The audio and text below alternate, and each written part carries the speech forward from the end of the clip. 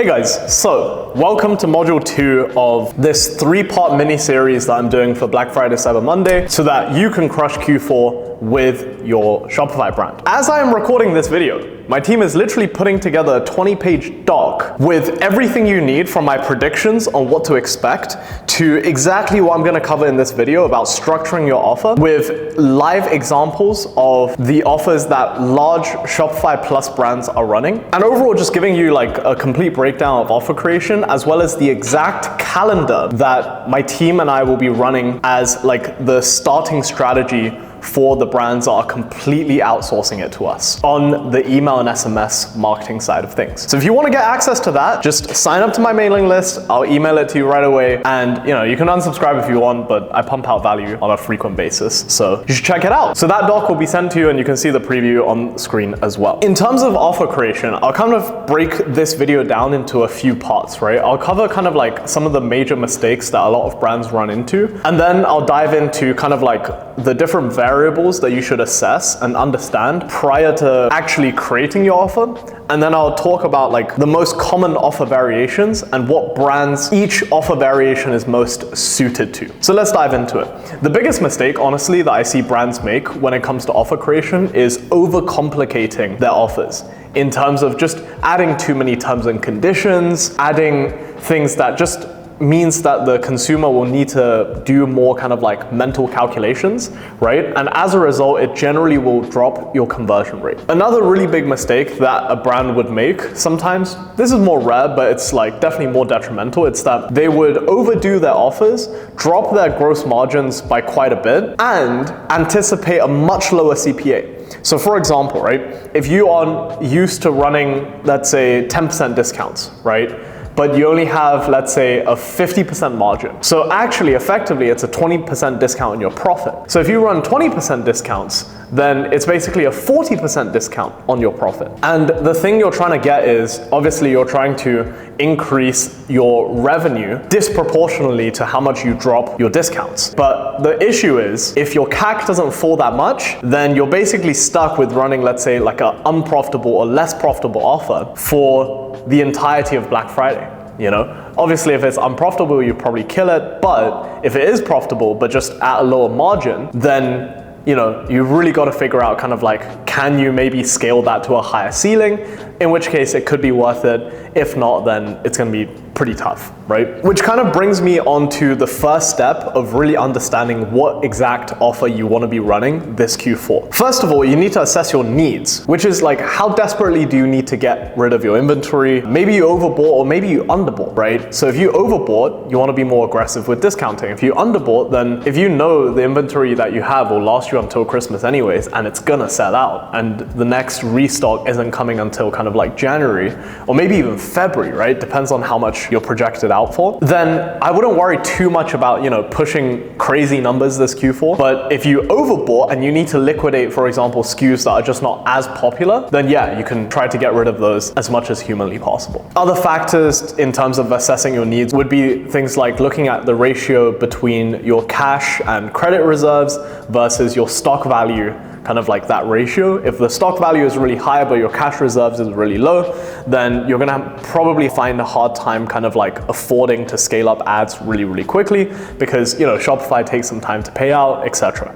Right? In which case I would recommend looking into getting things like credit, right? Whereas if your stock value is super high but you're primarily cash, see if you can place like a last minute order in time just so that you can actually facilitate the scale during Black Friday, Cyber Monday. The second thing that you really, really need to understand is your capabilities for discounting, right? So understanding the gross margins of all of your products, but more importantly, the bundles as well, with shipping, without shipping, packaging costs, sales tax percentages across different states, like that stuff you need to know like the back of your hands. Because for example, if you don't factor in, European VAT or, sales tax in the States, you could accidentally over discount and cut your margins drastically. Because for example, in the States, sales tax I think is 7-8%. Don't quote me on this because, obviously I don't handle that stuff for my clients, but essentially it's going to be a nice percentage. And if we just like round it up to around 10% or round it down, whatever, right? Because I think it's like 7 to 12% depending on the state. Let's call it 10, right? So 10% of your revenue is a lot to pay in like sales tax, right? So if you had 50% gross margins previously and you do 40% site-wide, like it's pretty retarded, right?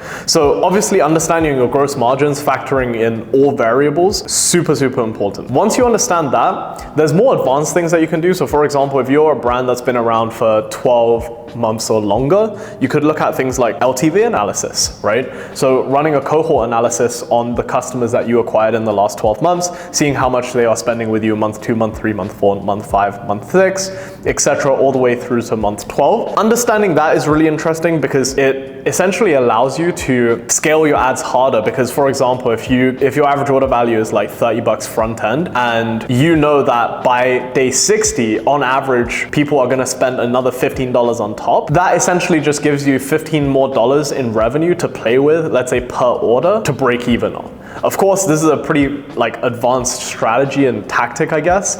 And I wouldn't recommend this unless you're kind of like very high 7 figures, maybe 8. And definitely if you're a 9-figure founder, you should definitely be looking into this, but I'm sure you already know, right? Smaller brands, it's just more of a nice to see as opposed to something that you really want to take a lot of action based on that data, for now at least. And the last thing is kind of understanding the offers as well as the demographic of customers you're selling to, right? So for example, if you're a newer-ish brand or you haven't really experimented with too many offer variations in the past, or overall you're just not a founder that's like super confident in your offer creation abilities, I would recommend, like, just please do this, just default to site-wide percentage discount with maybe free shipping or something. Don't overcomplicate it. It's the safest option. It's definitely going to perform, right? It might not be the best option, but it's by far not going to be the worst. It's going to be like probably number 2, maybe number 3, but the difference between number 1, 2, and 3 is not going to be huge. Whereas if you overcomplicate your offer or create an offer that just sounds really different and it happens not hit, then that is a difference between like 20% versus like 80%. You know what I mean? So yeah, site-wide discounts is the safest option. If you're a specific type of store, so for example, if you're anything in the F&B space, if you're consumable like supplements, skincare, cosmetics, hair care, anything that will need replenishment, right? Buy one, get one free is a really, really good option. However, if you're in a niche where people aren't very aware about the solutions you're providing through your product, so for example, if you're selling like this new tech that people have never heard of to solve a problem that, you know, people understand it's a problem, but it's not like this thing where, you know, it's like super, super urgent, then BOGO is not going to be the best type of offer variation for you as well, because to be able to sell people on multiple units, they would essentially need to actually want multiple units in the first place, right? So buy X, get X is probably the most popular offer if you're a consumables brand, and definitely one that I would recommend testing if you haven't already prior to Black Friday. Another type of category you might be into is like aspirational products, right? Selling things on the very high end. So for example, luxury jewelry, watches. So for example, Cartier, right, famously does Black Friday free shipping offers. And that still sells like crazy, you know? And a really simple offer like free shipping, because you're not discounting the actual underlying product, you don't actually diminish any of the brand value, right? Another way of doing something like free shipping is bundling a free mystery gift or a free gift with every order placed. That's another way to provide value without really tarnishing the brand name, and I would really recommend it if you're selling more like aspirational items for people to buy. And another really big mistake brands make is they set the differences between the tiers to be too great. So for example, right, the difference between $100 to $200 is huge, right? That doesn't necessarily motivate people. If anything, it discourages people because it's like, well, you know, I don't want $200 from these guys, but I also don't want a 10% discount. You see what I mean? So the only way I've seen tiered discounts work, and it's for a very, very specific type of store, which is if you're selling multiple SKUs and you have multiple hero SKUs, more importantly, or you don't really have necessarily like the obvious hero SKU that accounts for like 80% of sales, right? And